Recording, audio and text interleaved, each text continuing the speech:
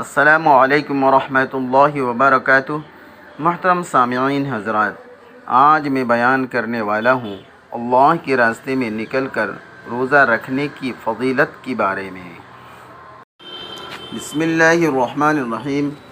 عن ابی سعید الخدری رضی اللہ تعالی عنہ قال قال رسول اللہ صلی اللہ علیہ وسلم من صام یوما فی سبیل اللہ باعد اللہ بینہ وبین النار بذلك اليوم 70 خریفا۔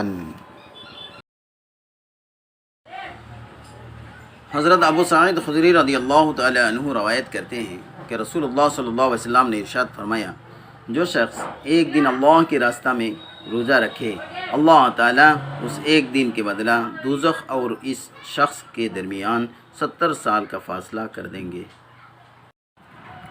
اور ایک حدیث میں ہے، حضرت عمر بن عابسہ رضی اللہ تعالی عنہ روایت کرتے ہیں کہ رسول اللہ صلی اللہ علیہ وسلم نے ارشاد فرمایا، جس نے ایک دن اللہ تعالیٰ کے راستہ میں روزہ رکھا، اس سے جہنم کی آگ 100 سال کی مسافت کے بقدر دور ہو جائے گی۔ عن ابی امامۃ الباہلی رضی اللہ تعالی عنہ عن النبی صلی اللہ علیہ وسلم قال من صام یوما فی سبیل اللہ جعل اللہ بینہ وبین النار خندقا کما بین السماء والارض۔